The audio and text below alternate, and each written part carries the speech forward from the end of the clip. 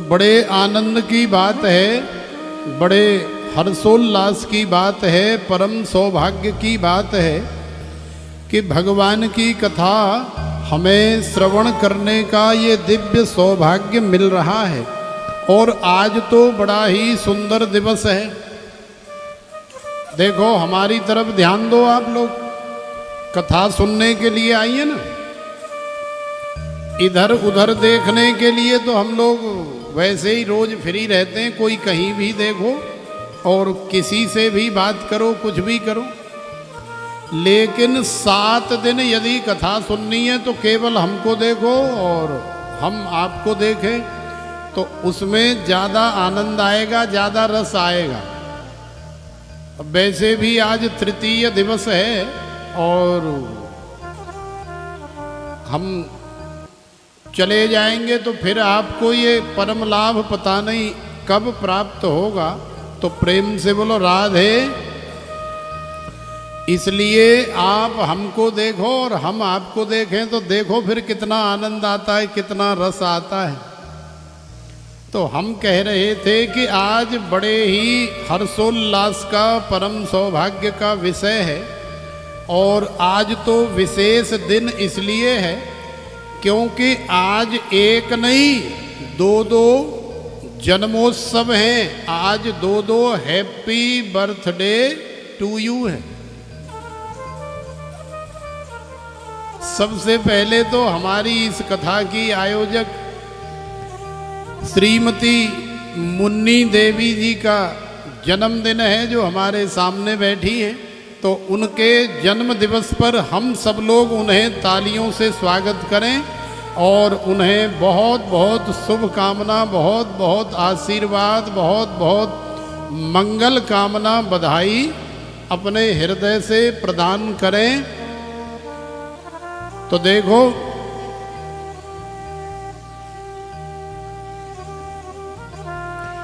तो आज हमारी मुन्नी देवी जी का जन्मदिन है। हम भी उन्हें यहाँ से बहुत बहुत आशीर्वाद, शुभकामना प्रदान कर रहे हैं। और दूसरी बड़ी प्रसन्नता की बात ये है कि हमारे दक्षिण पार्श्व में विराजमान श्रीमती परम पूज्य श्री राधिका देवी जी का भी आज जन्मदिन है। तो उन्हें भी आप सब बधाई दें। हम भी यहाँ व्यासपीठ से बहुत बहुत बधाई और शुभकामना प्रदान कर रहे हैं। तो प्रेम से बोलो राधे। तो देखो आज बड़ी सुंदर कथा होगी क्योंकि आज बड़ी प्रसन्नता का दिवस है।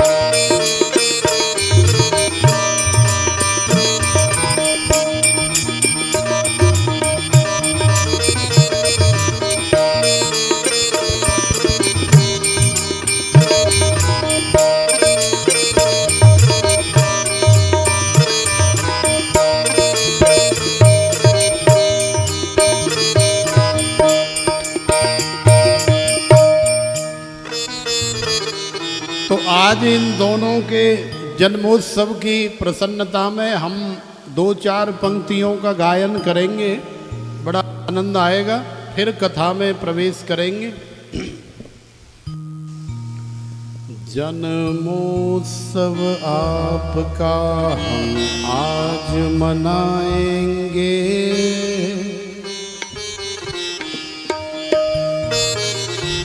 जन्मोत्सव आपका हम आज मनाएंगे, जन्मोत्सव आपका हम आज मनाएंगे। नाचेंगे गाएंगे खुशियाँ मनाएंगे कि very very returns of the day Munni happy birthday, कि very very returns of the day Munni happy birthday. जन्मोत्सव आपका हम आज मनाएंगे, जन्मोत्सव आपका हम आज मनाएंगे। नाचेंगे गाएंगे खुशियाँ मनाएंगे कि very very returns of the day, Radhe happy birthday कि very very returns of the day, Radhe happy birthday.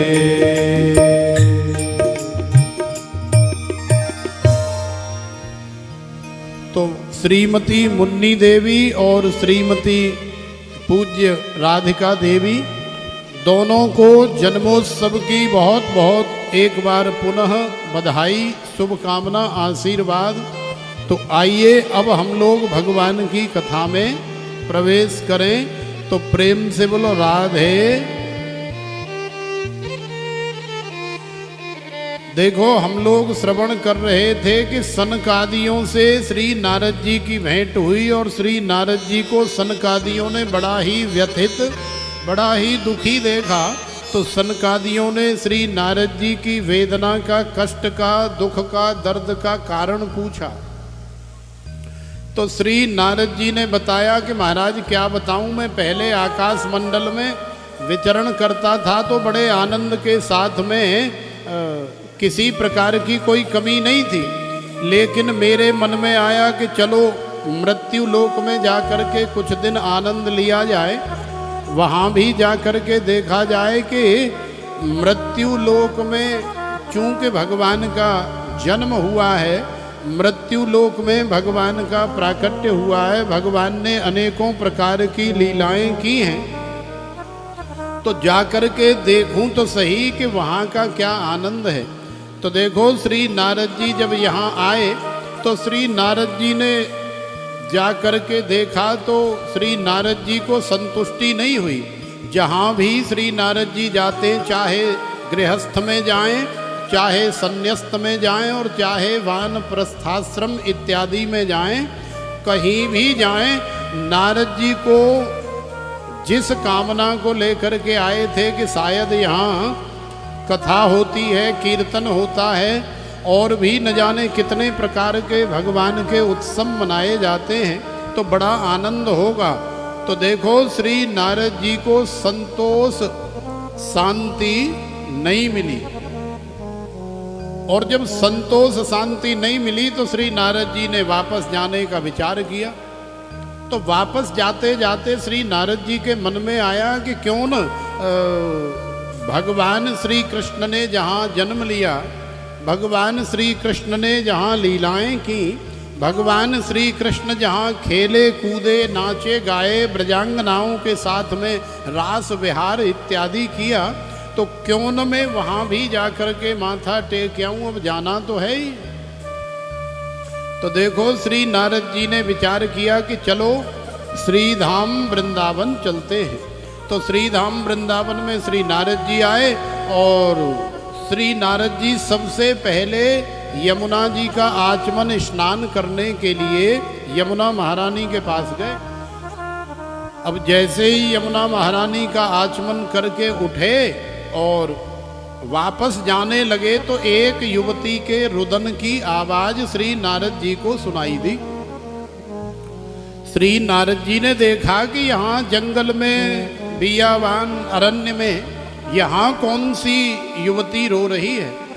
तो श्री नारद जी ने ध्यान से देखा, आगे की तरफ बढ़े तो देखते हैं कि हजारों बड़ी बड़ी सुंदर देवियों का समूह है और उस समूह में एक युवती बैठी हुई है जो लगभग 22 वर्ष के आसपास की उसकी उम्र होगी।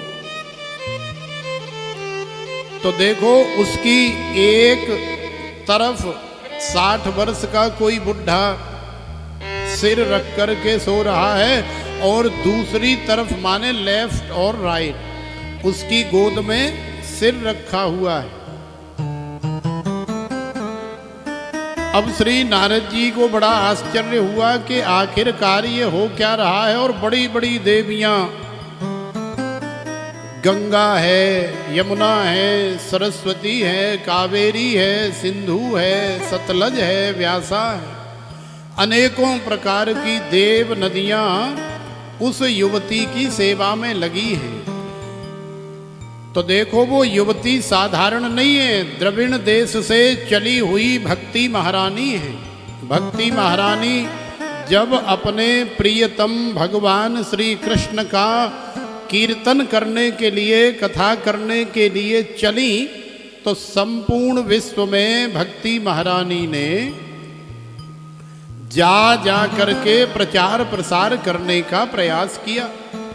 तो कहीं भक्ति महारानी को बहुत सुंदर स्वागत सत्कार मिला, कहीं भक्ति महारानी को निरादर भी मिला, और सारे देश में भक्ति महारानी घूमते घूमते अपने पुत्र ज्ञान और वैराग्य के साथ में श्रीधाम वृंदावन में पधारी, ब्रजभूमि में पधारी। तो देखो श्रीधाम वृंदावन में आकर के भक्ति महारानी के साथ में एक कौतुक हो गया, एक आश्चर्य हो गया। श्री नारद जी सनकादियों को बता रहे हैं कि तत्राश्चर्यम मया दृष्टम श्रूयताम तन्मुनीश्वरा एकातु तरुणी तत्र निषणा खिन्न मानसा।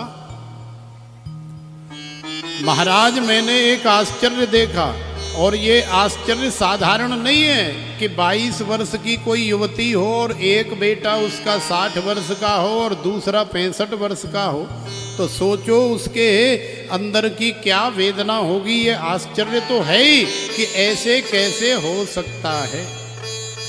तो जब मैं उस देवी के पास में गया तो मैं भी उसे देख करके बड़ा दुखी हो गया। मेरे मन में आया कि मुझे इसकी सहायता करनी चाहिए। लेकिन एक बार तो मन में आया और दूसरी बार मन में आया कि नहीं, यहाँ पर कोई भी पुरुष नहीं है, केवल देवियों का समुदाय है, इसलिए हमें ज़्यादा इंटरफेयर नहीं करना चाहिए। तो ऐसा सोच करके जब मैं वापस चल दिया तो देखो उस देवी ने मुझे आवाज लगाई कि भो भो साधो क्षणम तिष्ठ मच्चिंता मपि नाशय दर्शनम तव लोकस्य सर्वथा घहरम परम। हे साधो, हे बाबा जी महाराज, अरे आप कहाँ जा रहे हो? आपके दर्शन करने मात्र से मेरा दुख जो है वो बहुत कम हो गया है, बहुत हल्का हो गया है, इसलिए आप रुक जाइए महाराज, मैं आपसे कुछ बात करना चाहती हूँ। तो देखो भक्ति महारानी ने श्री नारद जी को बुलाया, प्रणाम किया, और प्रणाम करके भक्ति महारानी ने श्री नारद जी का वंदन किया, अभिनंदन किया, पूजन किया। श्री नारद जी का हृदय भी पिघल गया, क्योंकि संत हृदय नवनीत समाना, कहा कविन्न पर कहि न जाना, निज परताप द्रवहि नवनीता, पर दुख द्रवहि संत सुपुनीता। श्री नारद जी को भक्ति महारानी ने सारी घटना, सारी कहानी सुनाई, बताई। तो देखो भक्ति महारानी के साथ में ऐसा क्यों हुआ, विचार करने वाली बात ये है। जब विचार करेंगे तो हमें पता लगेगा कि हमारी ब्रजभूमि की ऐसी महिमा है कि ब्रजभूमि में जाएं तो अपने हृदय का शुद्ध भाव लेकर के जाएं। यदि शुद्ध भाव है तो उम्र चाहे 80 वर्ष की है तो भी जवान हो जाओगे, और यदि भाव ठीक नहीं है तो उम्र चाहे 18 या 20 वर्ष की है तो फिर बुढ़े हो जाओगे। इसलिए ब्रजभूमि में जाएं तो ऐसा सुंदर भाव लेकर के जाएं। ब्रजभूमि में कभी भी ज़्यादा ज्ञान छांटने की आवश्यकता नहीं है, ज़्यादा वैराग्य दिखाने की आवश्यकता नहीं है। ब्रजभूमि में तो बांके बिहारी के दरबार में, रमण बिहारी के दरबार में बस सीधे साधे बन जाओ और सीधे साधे बन जाओगे तो भगवान आपको स्वीकार कर लेंगे। ये हमारी ब्रजभूमि की ऐसी अद्भुत महिमा है। तो देखो, ज्ञान और वैराग्य ने ज़्यादा ज्ञान छांटने की, वैराग्य दिखाने की कोशिश करी तो ब्रजभूमि में न तो ज़्यादा ज्ञान चला और न ज़्यादा वैराग्य चला, दोनों बूढ़े हो गए। श्री नारद जी ने सारी घटना सनकादियों को बताई तो सनकादियों ने कहा कि महाराज, आपकी वेदना, भक्ति महारानी का दुख और ज्ञान वैराग्य का कष्ट जो है दूर हो जाएगा। उसका एकमात्र उपाय यही है कि आप श्रीमद् भागवत की कथा कराओ। तो देखो, श्रीमद् भागवत की कथा कराने के लिए जब सनकादियों ने श्री नारद जी को प्रेरित किया तो श्री नारद जी ने कह दिया, महाराज आपसे बढ़िया वक्ता कौन मिलेगा, तो आप ही हमारे लिए श्रीमद् भागवत की कथा करें। तो सनकादियों को तैयार करके श्री नारद जी लेकर के आ गए हरिद्वार में तटम आनंद नामकम, माने माँ भगवती गंगा के परम पावन तट पर हरिद्वार में बालुका की मंच बनाई और मंच बना करके श्री नारद जी बन गए यजमान। और अब बड़ी दिव्य कथा का वर्षण हो रहा है। लाखों साधु संत ऋषि मुनि वहाँ पर आए हुए हैं। भक्ति महारानी भी आई है, ज्ञान और वैराग्य भी आए हैं। भगवान के नाम की महिमा का दिव्य वर्णन हो रहा है।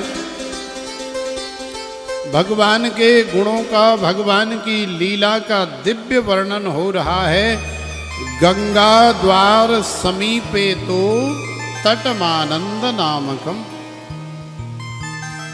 जीवन मुक्त ब्रह्म पर चरित सुनहि तज ध्यान। बड़े बड़े अमलात्मा ऋषि मुनि जो वास्तव में जीवन मुक्त हो गए हैं, लेकिन भगवान की कथा सुनने के लिए दौड़े चले आ रहे हैं।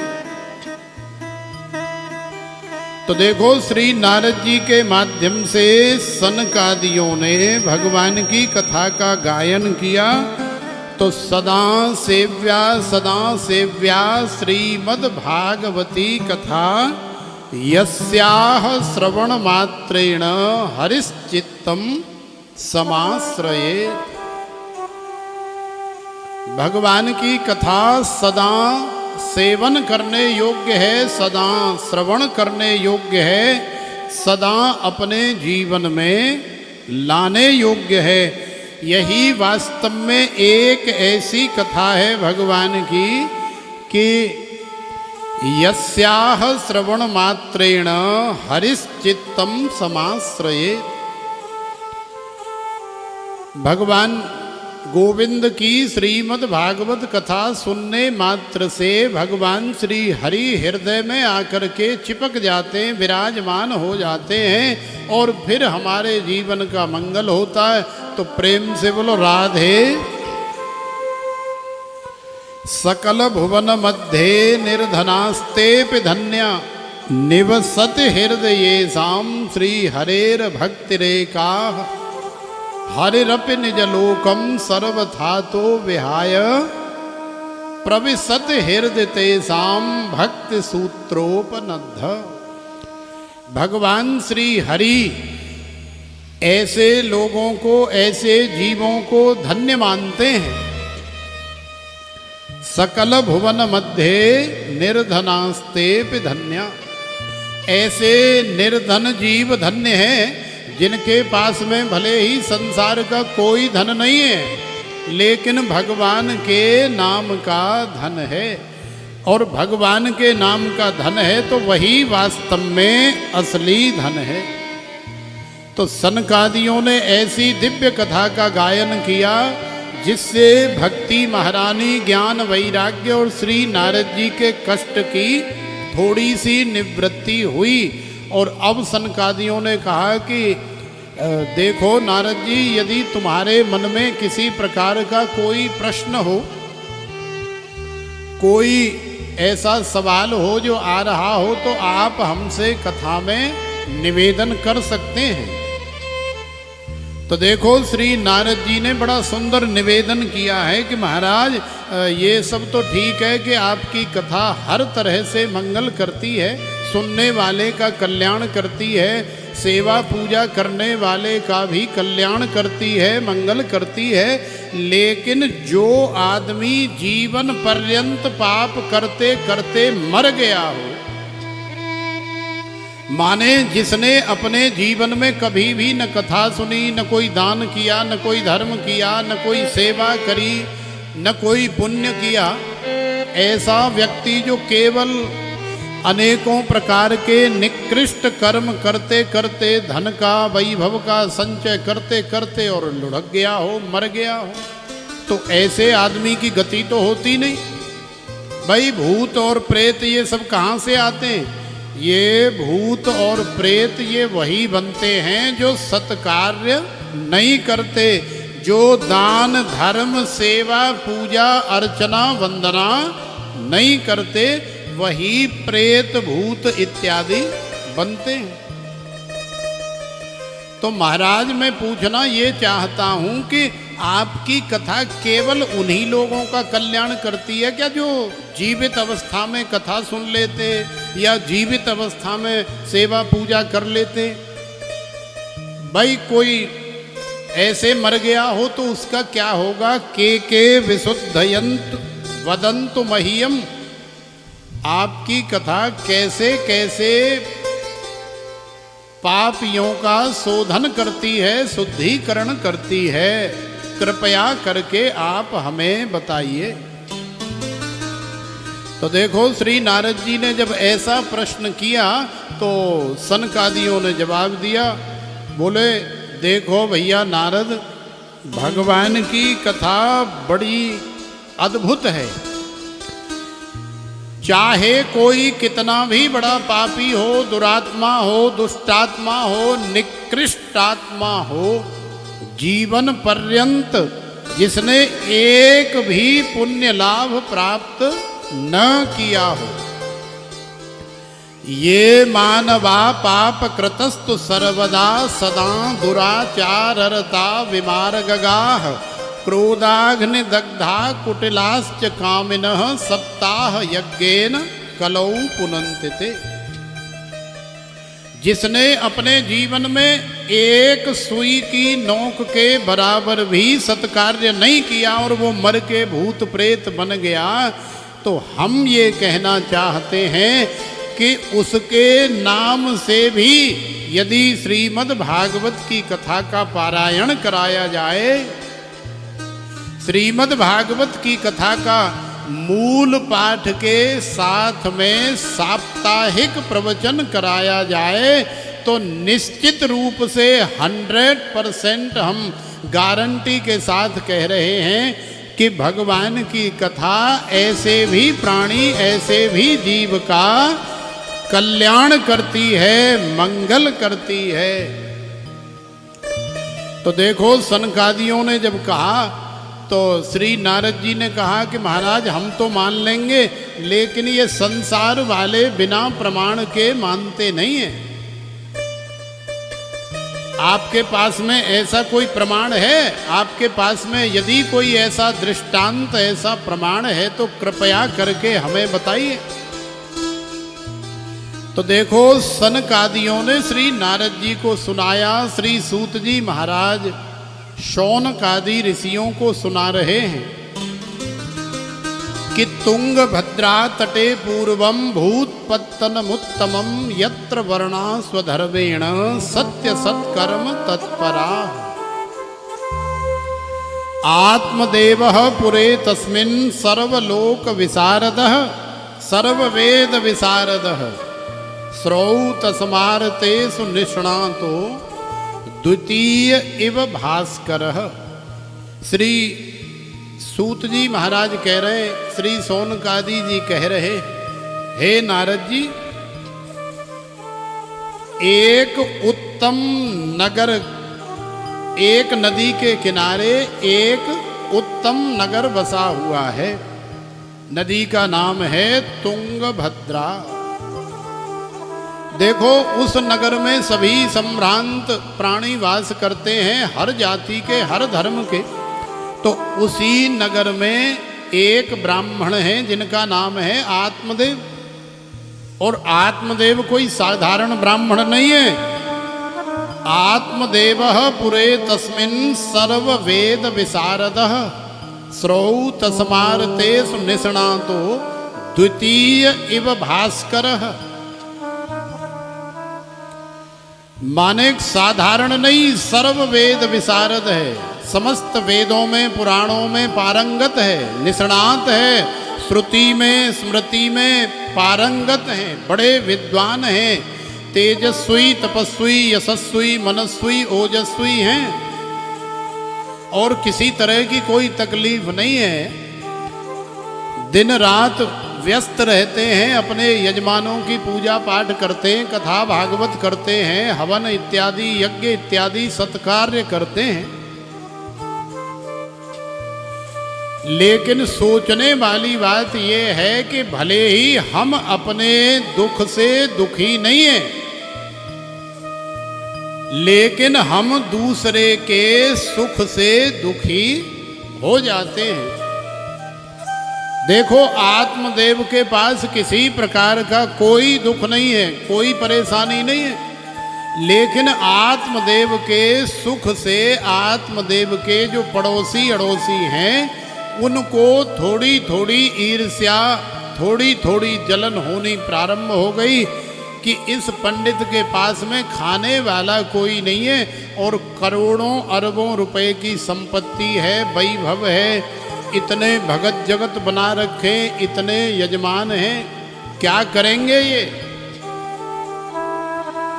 तो देखो, जब पड़ोसी अच्छे मिल जाएं तो फिर आप जानते ही हैं कि क्या होता है।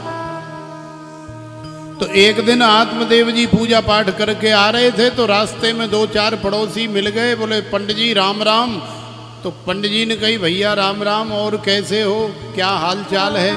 तो सब लोगों ने बड़े प्रेम से कहा महाराज हम सब तो ठीक हैं, लेकिन आप बताइए आप कैसे हैं। तो आत्मदेव ने भी कह दिया कि हम भी ठीक हैं, हमें भी कोई तकलीफ नहीं है। तो देखो, उन पड़ोसियों ने कहा कि महाराज वो सब तो ठीक है, लेकिन हमें तकलीफ है, हमें इस बात का दुख है कि आपके यहाँ कोई संतान नहीं है।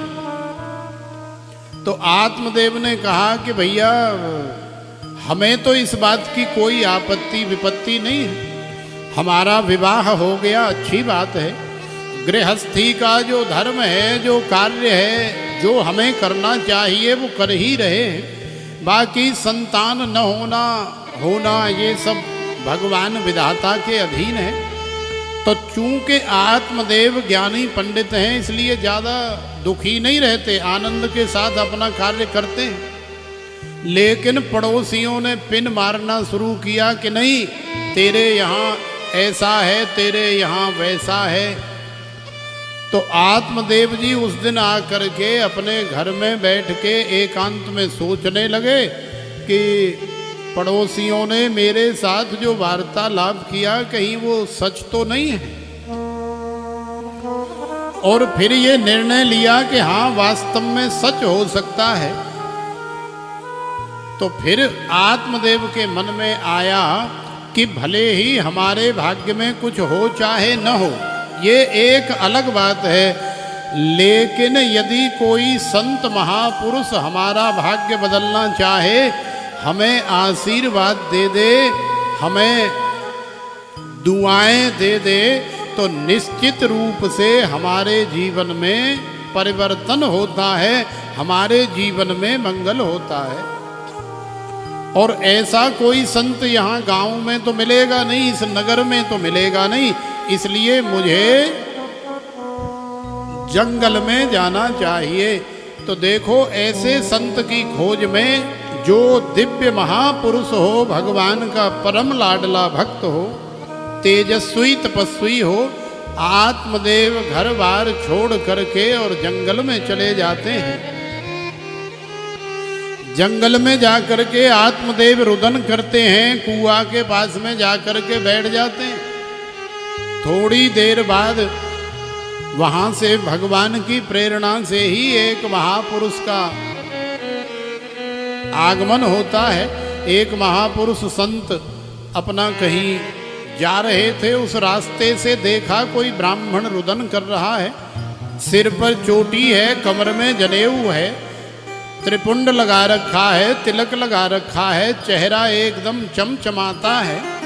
तो समझ गए कि ये कोई बहुत अच्छा ब्राह्मण है। जाकर के पूछा, अरे भैया क्या परेशानी है, क्यों दुखी हो रहे हो, क्यों रो रहे हो? कथम रोदिस विप्रत्वम काते चिंता बलीयसी वदत्वम सत्वरम मह्यम स्वस्य दुखस्य कारणम।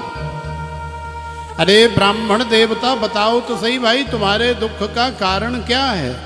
तो आत्मदेव ने कहा हाथ जोड़ के, महाराज क्या बताऊं, किम ब्रवीम ऋषे दुखम पूर्व पापेन संचितम मदीयाहा पूर्वजास्तोयम कबोष्ण मुपभुंजते। महाराज क्या बताऊं मैं कैसे दुखी हूं। मैं अपने ही पूर्व जन्मों के पापों का फल भोग रहा हूं। लेकिन उन ऋषि संत ने कहा कि नहीं नहीं ब्राह्मण देवता आप बताएं, यदि हमसे हो सकेगा तो हम आपकी सहायता करेंगे। तो आत्मदेव ने बताई, महाराज 10 वर्ष हो गए मेरा विवाह हुए, लेकिन घर में कोई संतान नहीं है। गैया मैया भी है, सेवा करता हूँ लेकिन बचिया नहीं देती। तुलसी देवी का बिरवा भी है, जल अपने हाथ से चढ़ाता हूँ वो भी हरी भरी नहीं रहती। न जाने क्या दोष है। अड़ोसी पड़ोसी और गांव वाले कहते हैं कि पितृ दोष है। तो महाराज पितृ दोष को दूर करने के लिए आप मुझे आशीर्वाद दे दो, ऐसा आशीर्वाद दे दो कि 1 वर्ष के अंदर सारी समस्या का समाधान हो जाए। तो देखो जंगल में रहने वाले संत तो वैसे ही वेदांती होते हैं, दुनियादारी से ज्यादा मतलब होता नहीं। तो वेदांत की भाषा में आत्मदेव को समझाने लगे, बोले अरे भैया पंडित जी, कायकू संसार फंसार के चक्कर में पड़ रहे हो, बढ़िया आनंद से रहो, मौज मस्ती से रहो। ये संसार फंसार सब बेकार है। मुंचा ज्ञानम प्रजारूपम बलिष्ठा कर्मणो गति विवेकम तो समासाद्य त्यज संसार वासना।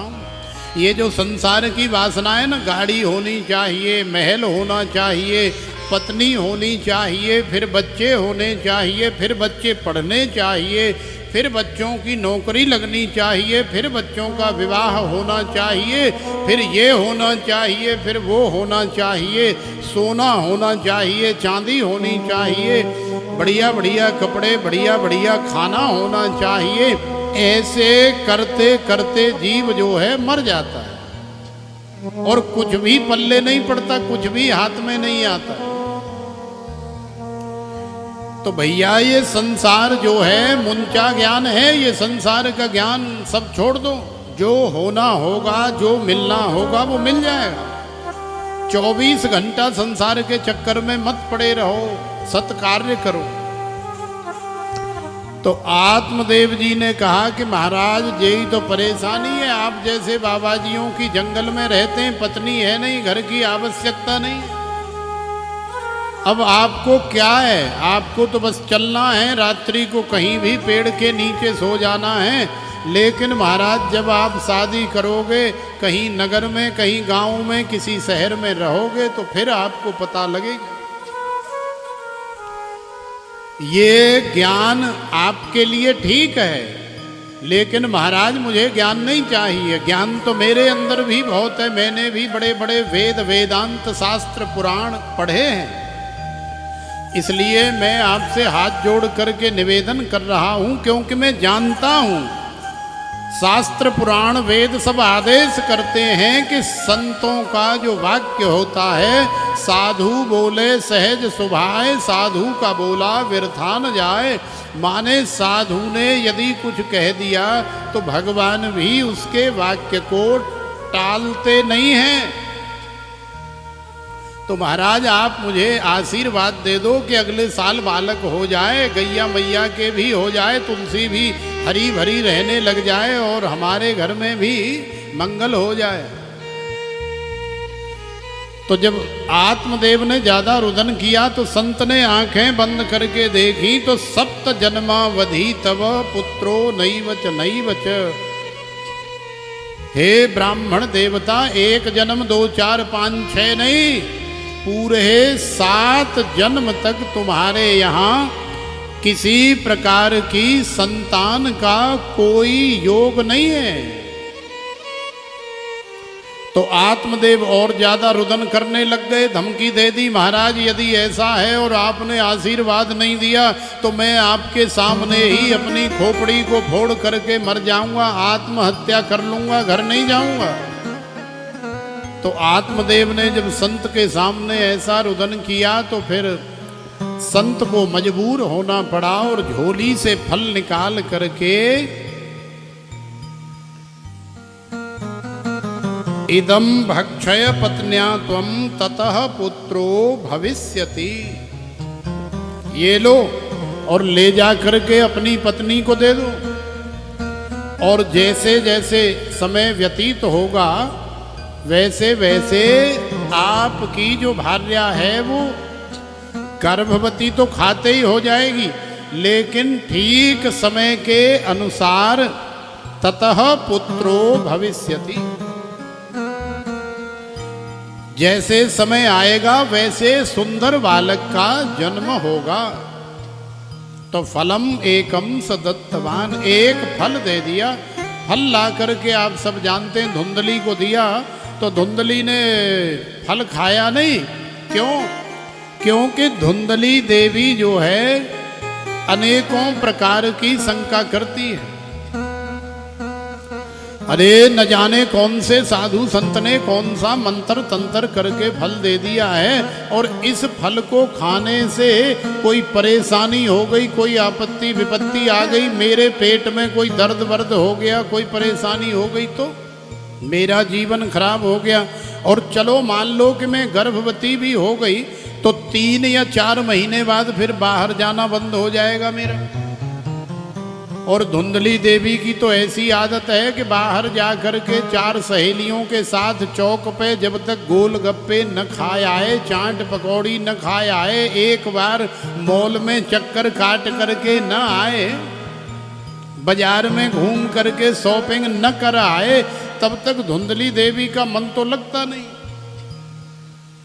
तो धुंधली देवी ने सोचा कि मान लो कि संत के प्रसाद से यदि मैं गर्भवती हो गई तो मेरा तो बाहर का जो आनंद है, जो मौज मस्ती है, वो सब बंद हो जाएगी।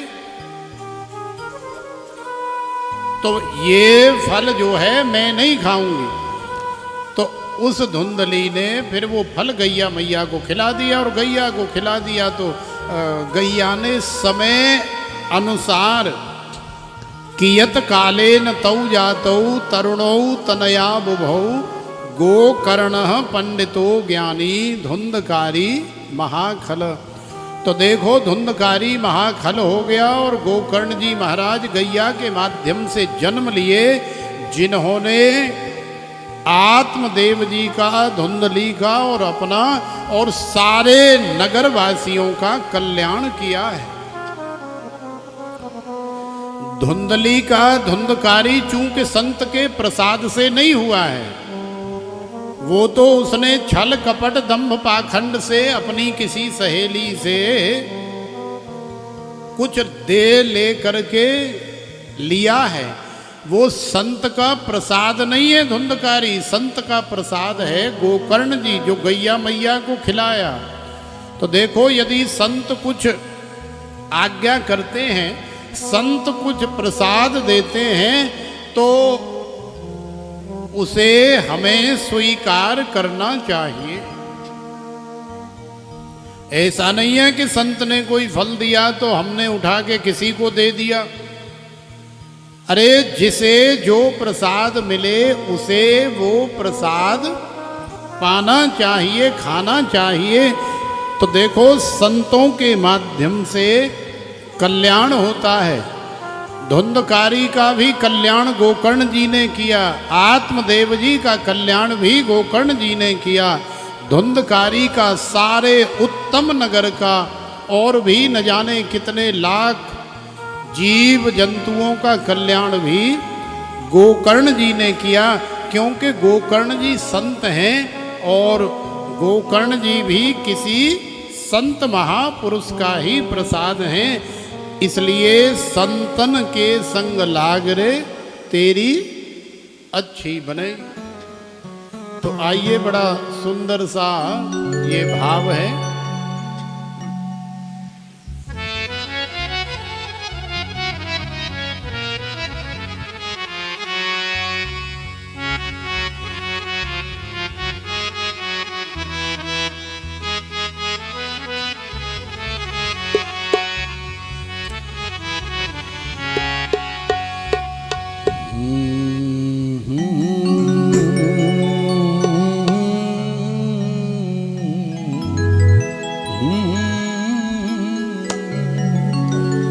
देखो, जो भी माता बहन नृत्य करना चाहे, आनंद लेना चाहे, उनके लिए हमने ये सुंदर व्यवस्था की है। ये जो रस्सी लगी है, इसके आगे वाला जो क्षेत्र है वो स्पेशल आपके नृत्य के लिए ही रखा हुआ है। जो बैठ के कथा सुनना चाहें वो पीछे, और जिनको आनंद लेना है, झूमना है, मस्ती करनी है, वो यहाँ आ जाएं जब जब भजन शुरू हो।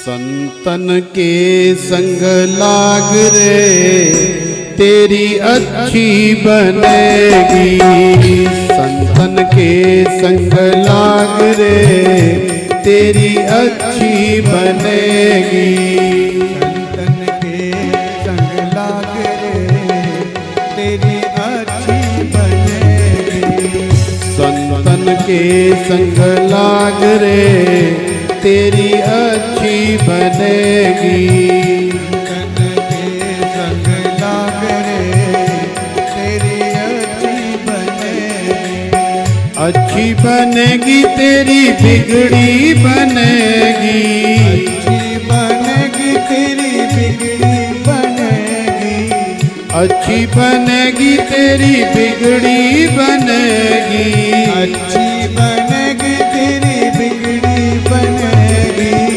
होएगो तेरो बड़ो भाग रे तेरी अच्छी बनेगी, होए तेरो बड़ो भाग रे तेरी अच्छी बनेगी, संतन के संग लाग रे तेरी अच्छी बनेगी, संतन के संग लाग रे तेरी अच्छी बनेगी।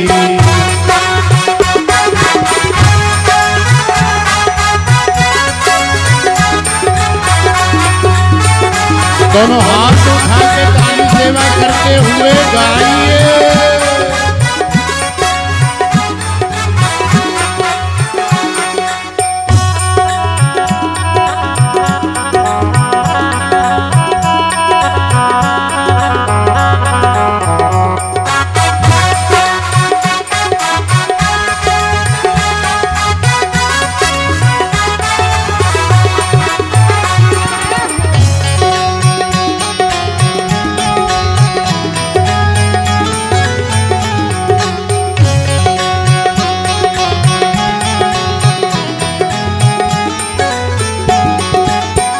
ध्रुव जी की बन गई, प्रहलाद जी की बन गई,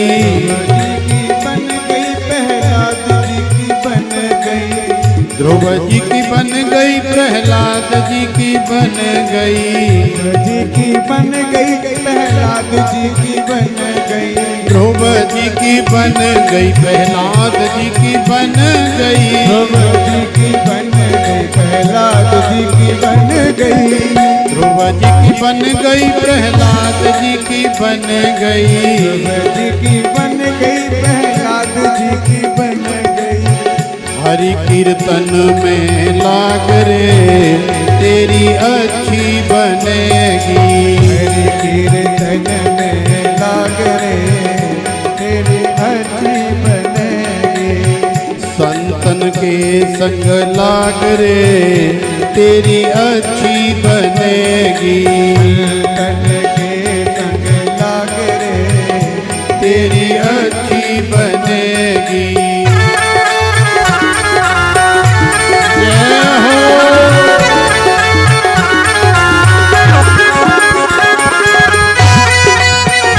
संत भगवान की। जय हो।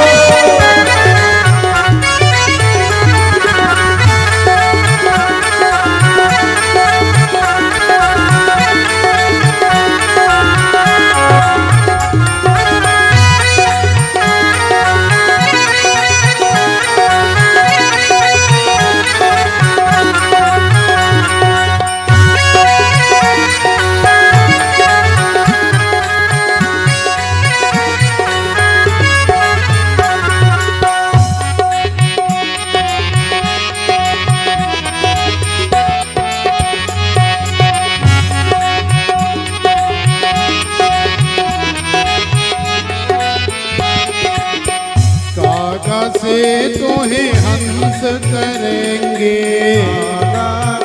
तोहे हंस करेंगे। कागा से तोहे हंस करेंगे। तोहे हंस करेंगे। हंस करेंगे, हंस करेंगे, हंस करेंगे, हंस करेंगे। कागा से तोहे हंस करेंगे। तोहे हंस करेंगे। मिट जाए और के दाग रे, तेरी अच्छी बनेगी। जाए और के दाग रे, तेरी अच्छी बनेगी। संतन के संग लाग रे, तेरी अच्छी बनेगी। तन के संग लाग रे, तेरी अच्छी बनेगी। अरे आनंद से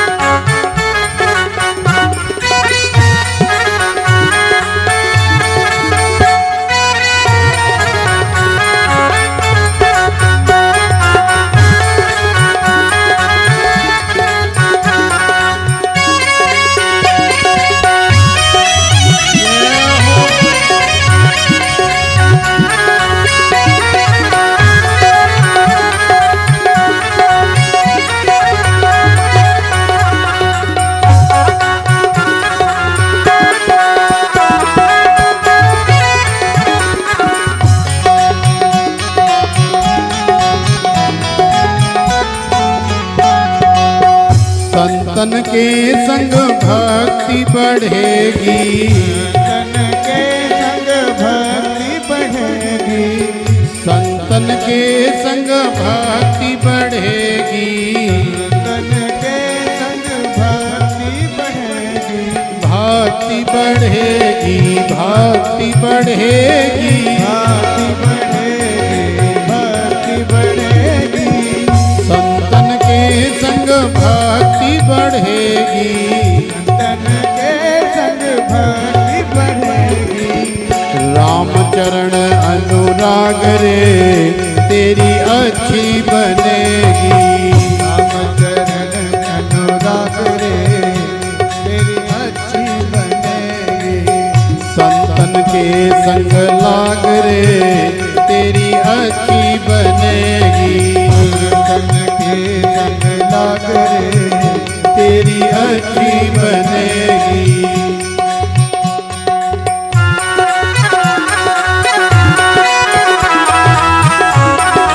अरे आनंद लेते हुए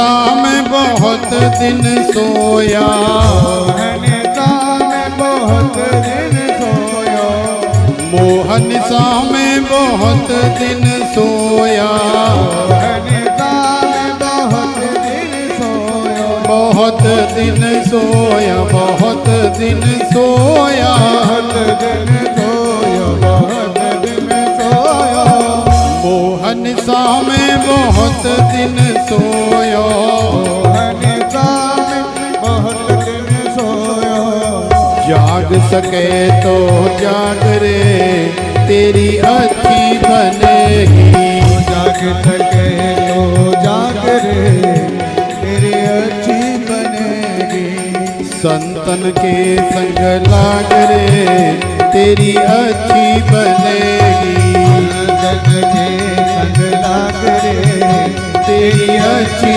बनेगी, जग के संग लाग रे तेरी अच्छी बनेगी।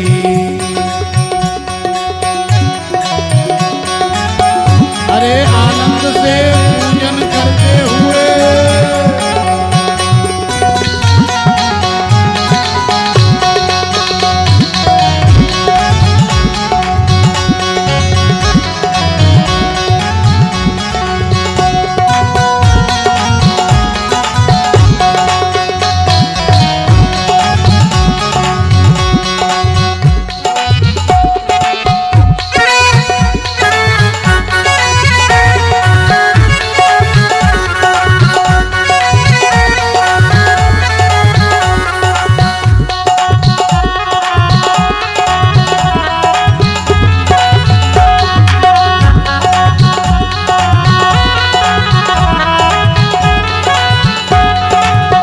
कहत कबीर सुनो भाई साधो, कहत कबीर सुनो भाई साधो, कहत कबीर सुनो भाई साधो, कहत कबीर सुनो भाई साधो, सुनो भाई साधो, सुनो भाई साधो, सुनो भाई साधो, सुनो भाई साधो, कहत कबीर सुनो भाई साधो, कहत कबीर सुनो भाई साधो, हरि सुमिरन में लाग रे तेरी अच्छी बनेगी, हरि सुमिरन में लाग रे तेरी अच्छी बनेगी, संतन के संग लाग रे तेरी अच्छी बनेगी, तन के संग लाग रे तेरी अच्छी बनेगी, अच्छी बनेगी तेरी बिगड़ी बनेगी, अच्छी बनेगी तेरी बिगड़ी बनेगी, अच्छी बनेगी तेरी बिगड़ी बनेगी, अच्छी बनेगी तेरी बिगड़ी बनेगी, होए गो तेरो बड़ो भाग रे तेरी अच्छी बनेगी, होए तेरा बड़ा भाग रे तेरी अच्छी बनेगी, संतन के संग लाग रे तेरी अच्छी बनेगी, तन के संग लाग रे तेरी अच्छी बनेगी, संतन के संग लाग रे तेरी अच्छी बनेगी, तन के संग लाग रे तेरी तेरी अच्छी बनेगी, अच्छी बनेगी, संतन के संग लाग रे तेरी अच्छी बने।